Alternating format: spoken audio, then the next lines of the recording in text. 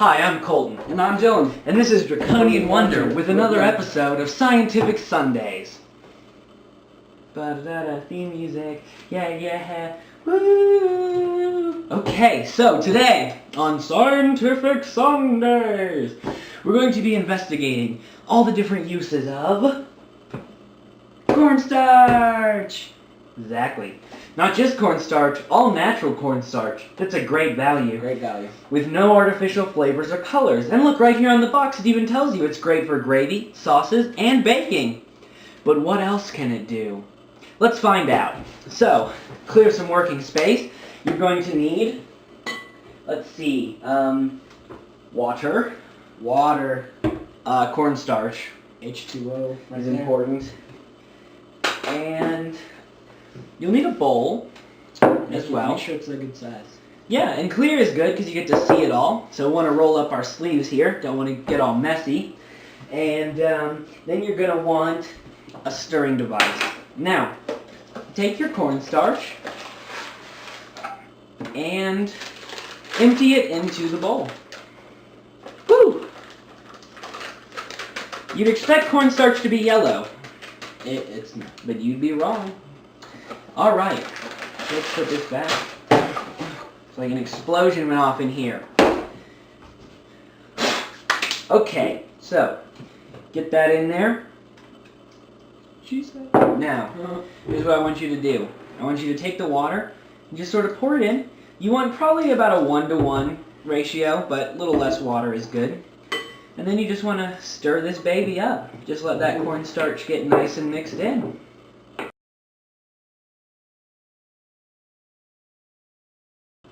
Okay, now as it turns out I did not have enough cornstarch for the amount of water that I put in, so we'll get some more. Cornstarch, it's good for you. It's good for you, yeah, it's good for you. It's gonna be hard to mix. That's what you said. I often find that the best way to mix it is with your hands. If it's too dry, you're gonna need a little more water. I think that goes without saying. Son of a bitch. Don't get too much water. Now you're just going to want to mix this baby up real good. Get all the powder in there. Note that this stuff is extremely messy. So if you have a table that you care about, you're going to want lots of like newspaper to protect it. Because newspaper will protect your table. And protection is good.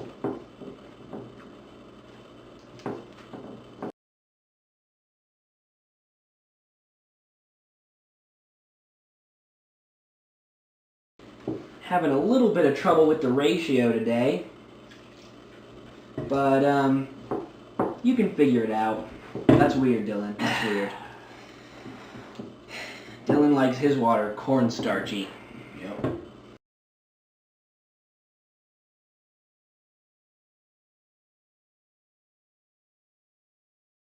Alright, you'll know when you're done, when you have a mixture that looks about like this. It'll run and move around. Now, let's talk about the properties of this a little. If you notice, if I poke it really hard, my finger can't get through, but if I set my finger down, my finger goes right into it.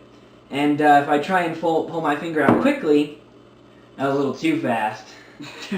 It just kind of pulls it out. And if you'll notice, when I squeeze real hard, it makes like a dough ball again. But when I let go, it turns back into a runny substance. Now, this is because of some science that I won't go into in too much detail, but we'll talk about it a little. It's called a colloidal mixture, and what's going on is that the cornstarch is mixed with the water, and it gets trapped in between the water molecules, but when pressure is applied, those sort of line up in rows, and it becomes a lot more solid. It's really, really cool stuff. So, you know, have a little fun with that.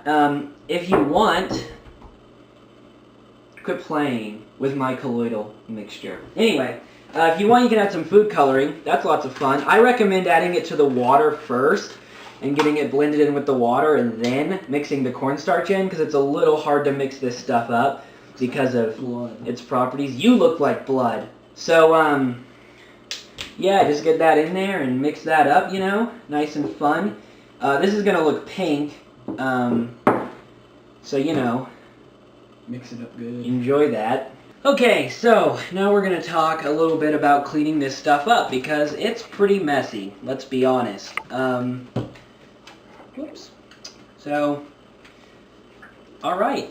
Cleanup tips. One thing is how to start getting it off your hands. If you rub quickly, it'll turn back into powder and crumble off. So you can get a large bit of it off your hands just by rubbing. And it's going to go all over the table, make a huge mess. We'll clean that up later. That's why I recommended putting down newspaper. But, you know, it's optional. Alright, then just go to the sink, wash your hands off, and it'll be good to go. So the first thing you're going to want to do is clear all existing eggshells out of your sink. Hit the disposal. And now let's talk about cleaning a little bit of this up. I usually dilute it a lot with water first. And what this is going to do is when you mix it up, it's going to make it so that it kind of destroys the colloidal properties of it, so that it won't be clogging things up and causing problems, because nobody wants that. As you stir it up, you're going to feel the goo part of it being just kind of disappearing. It's just dissolving into the water more. And you'll get to a point where there's none of it left, and now it's safe to pour. Another one of the great uses for cornstarch is fire breathing. Now, if you could show everyone the lovely items we have, you're going to need a spoon. And you'll need your cornstarch, of course. And you'll need a lighter, obviously, to light it. A glass of water is going to be extremely helpful to your well-being. Now, why don't you go ahead and pick up the box of cornstarch. And, oh, of course, don't forget your dirty socks. Alright, now, what I want you to do is I want you to open the box and just grab a spoonful of that stuff right out of there. And what you're going to want to do is just put that in your mouth. Now, pick up the lighter, light it, and just blow the cornstarch over the top of it. If you can light it, of course. No good. Now you're going to want to drink the water to get that out of your mouth. Don't drink the water, actually. Just, you know, spit it out. Oh, that was tight. Alright, it's my turn. So I'll just take a spoonful of cornstarch. Like I said, be careful not to breathe this stuff in. It's a natural reaction before you blow out to go, but don't do that. Breathe in slowly through your nose, because if you go, you're going to be in a world of hurt for a lot of days. It's really uncomfortable in your throat. Alright, so grab your spoonful.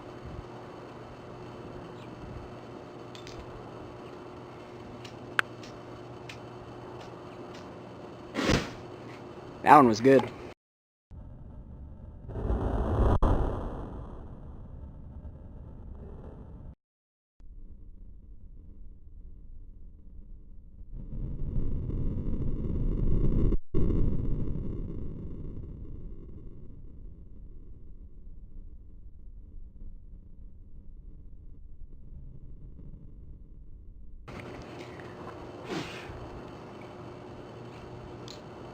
Get the water.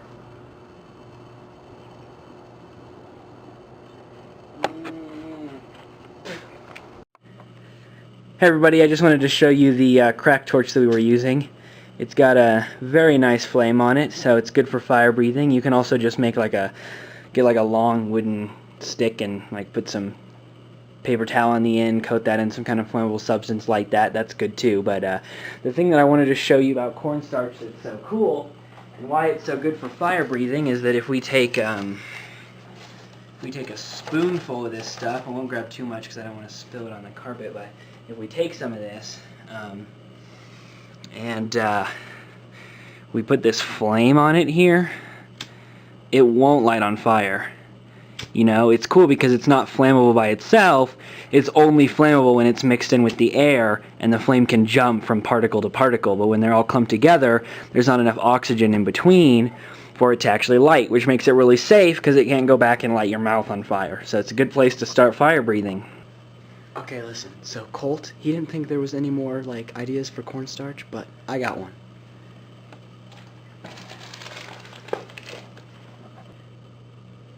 The sneak attack! Oh, Jesus! Alright, use number 3. Thanks for watching, and don't forget to comment, rate, subscribe, like us on Facebook, follow us on Twitter, check us out on Google+. Anything that you can think of, we're there. And don't forget to watch us next week on Musical Monday! Science Rules! Woo! Yep. Pretty.